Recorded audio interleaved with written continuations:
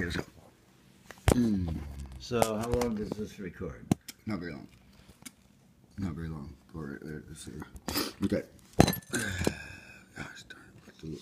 I can't do it by C. Where are you? You're not there. Oh, I'm the wrong way. Okay. That was weird. Come on, give me the other view. Anyway, go ahead. Go ahead. Yeah. Go ahead. Go ahead. Okay. Talk to me. Mr. Allen Prophet. Well, am I on camera there? Yes, you are. Okay. Yes, you In the beginning was Mount Shasta. Okay. Mount Shasta. And then Allen Prophet stopped by one day and drank from the rivers of ice flow from the glacier on that mountain called Shasta. So what? Go back to Christine or whoever that lady was we were talking about. You was telling me what we needed to do. The Crystal Geyser. Yeah. Yeah. Well, I got that paper in the car. We'll do that next. Okay. Okay, so anyway, I am Allen Prophet from Mount Shasta, and I have been gifted with enlightenment. Some people call it brain food. I call it logic. If it's illogical, it's not happening, and it's not of the deity when it's illogical. So, first thing to do is to say, hey, this is my name, and I found out who I was before. Before? Oh, you believe in many lifetimes? Well, Christ said you must be born again and again and again and again and again and again and again until you get it right, and then you can want to stay on the other side. But here's what the program is. When I was first created, I was created as one of the angelic beings in the universe. Okay? And after billions of years, now I was composed of resonance. Because if you look at the good book, it says, in the beginning was the Word was with God, the Word was God. Okay? So in the beginning, my word right now is resonance so that I can communicate with a fellow human being. Okay? So I am using resonance and different frequencies and sounds and whatnot to express myself and communicate with another human being on this planet. Now, before I was here, Professor Cox, Cambridge University over in London, said that resonance creates matter, sometimes creating matter and antimatter and exploding and knocking our little space station actually out of orbit a little bit. Sometimes taking an hour and 48 minutes to rejet and put it back into orbit. So resonance does create matter and antimatter when it explodes, knocking that. And I've got the proof I carry with me in my vehicle. We can do it subliminally. Yeah. Right? So, no. Anyway, okay, resonance. Now, I'm a being created of resonance. I'm given all the powers in the universe. I help create these little blue planets. I help create the stars. I help create that black dust out there called space dust that the scientists are wondering what the hell it is. Well, it's just more matter being created by resonance.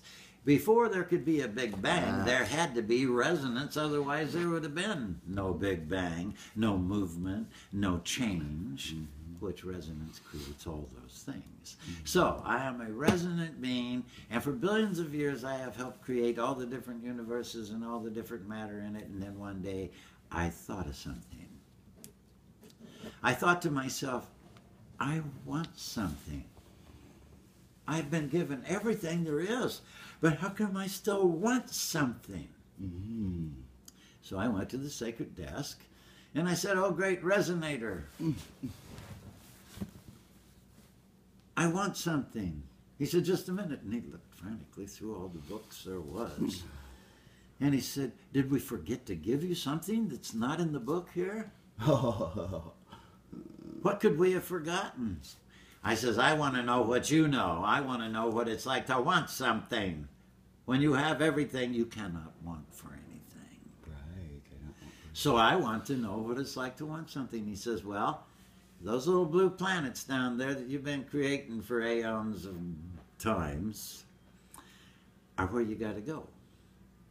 Now, are you willing to take a schooling on one of those little blue planets down there and find out what it's all about to want things?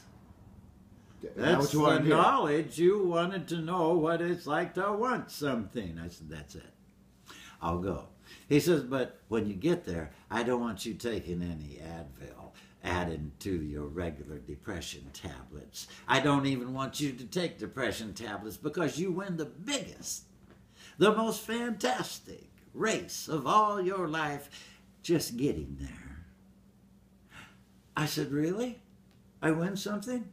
He says, when you get to the egg first, you're the one who's the winner for that lifetime. He says, so God, you're one bless of these you. little swimmers. How do you come to me like that? It just comes right out of the blue. Is that not? This is brain food. Okay, so I get there. Now I'm body and I am spirit. Spirit is resonance. So I'm spirit and body. The little swimmer got in the egg. Go ahead. Help yourself. So now I'm not soul yet, because soul comes with the first breath of life the baby takes when it's born, and the soul enters the body, and the soul is the recorder of this whole lifetime that I've got with this body. Okay? We judge ourselves.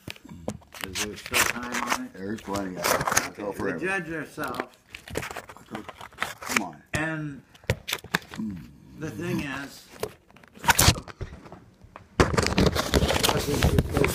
Yeah, because I'm a dumbass. It was nice and comfortable. I messed with it. I just don't trust that it's not. It's got to stay running. Okay. It's got to stay running. This is very, very, very important stuff. So Rawr. anyway, I'm here on Earth, and I'm a child. Here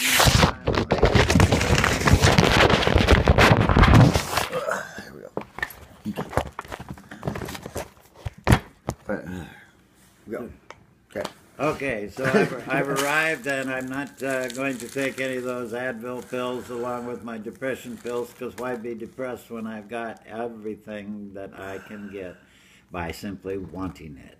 First, I wanted mother milk, warmth, and all that sort of thing that a baby wants: a tricycle, a bicycle, a Lamborghini, the house, the home, the children, the grandchildren, the regular normal life with lots of money, and all my wants are answered, but I don't want too much of this or not enough of that, because if you want improperly, you're imbalanced, and you may become imbalanced in this lifetime to where when you cross over and the last breath of your life comes out, that is your tape recorder, and you enter a resonance body, you cross over, but you get another want. Now, what kind of want could you want? You can go back to any of those blue planets. If you're dying for a cigarette, you go back to a blue planet that's got tobacco growing on it. Or the whiskey's still on the hill, but here's the good part.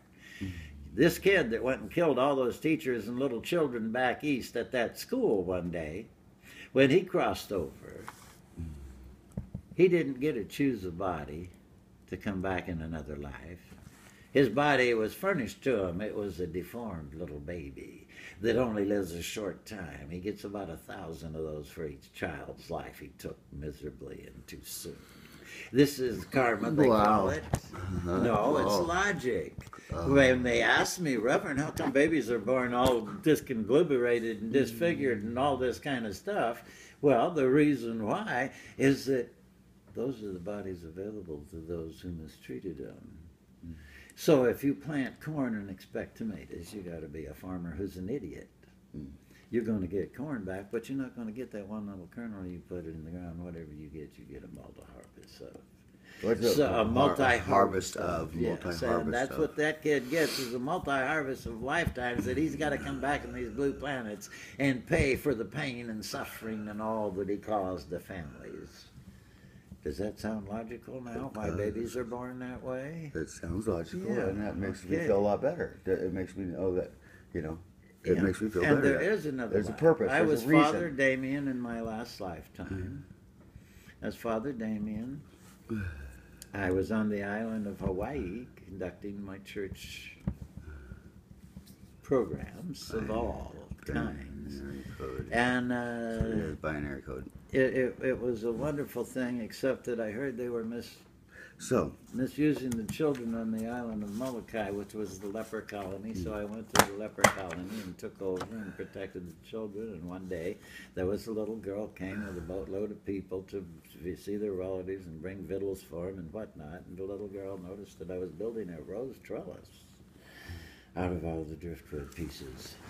And by building this trellis, the little girl says to me, "Is that what's called a rose trellis, Father?" I said, "Oh, yes." I says, "But I have no roses." She says, "My folks have got roses coming in about 6 months from the mainland to see if they will grow here.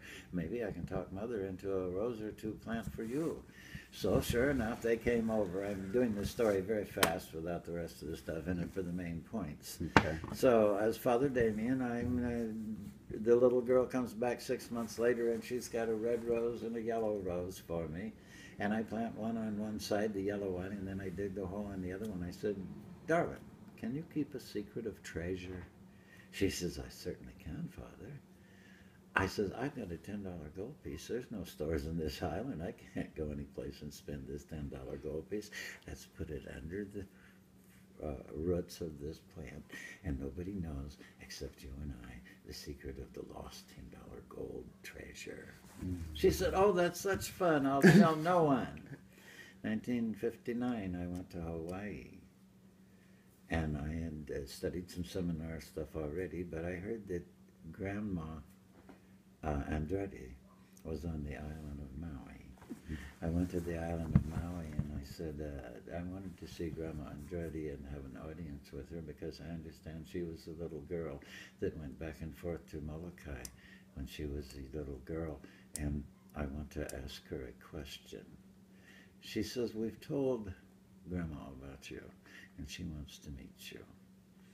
So come on in." So I go in, and here's old Grandma Andrade in her bed and all wrinkled up and late 90s. And I said, "When you was a little girl, do you remember Father Damien?" She says, "Oh, very well." I says, "I have reason to believe that I was Father Damien in my last lifetime." I'm 21 now. When I'm talking to her. She says, "Well, if you One were of your past Fa-" lifetimes. Yeah. Yeah. She says, "If you were Father Damien, you would know the secret of the treasure." I whispered in her ear, "On the north side of the trellis, when we buried the roots of the red rose, we placed a $10 gold piece beneath its roots, so that we would have a secret that would carry across the barrier of time to where I would be confirmed as Father Damien in my last lifetime. Thank you." And tears ran down her eyes. And she hugged me and said, "Welcome back." Wow. So we have lived before wow. many lifetimes.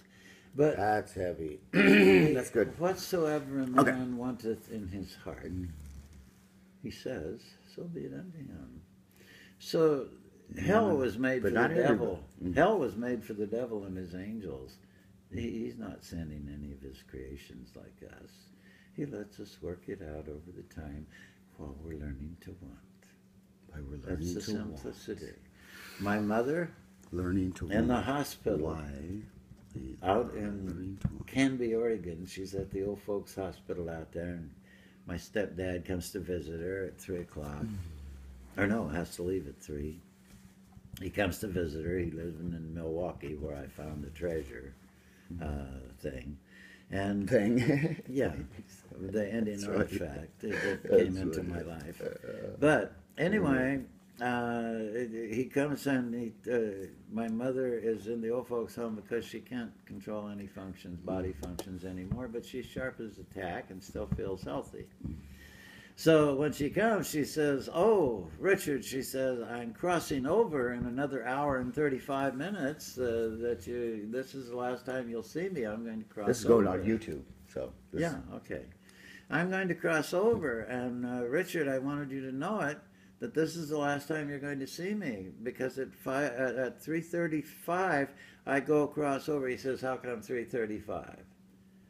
She says, "Well, As the World Turns is in its last episode, and I know what it is all about. I've got it figured out, As the World Turns." So good old Amen. Mother heard the Yeah, nurse were going to good. watch it. As soon as he cleared out, he has to leave at 3. Amen. The whole thing is over at 3. So what's happening now is stepdaddy has 35 minutes to drive back to the house, which then the nurse will phone and say that I've passed the cross.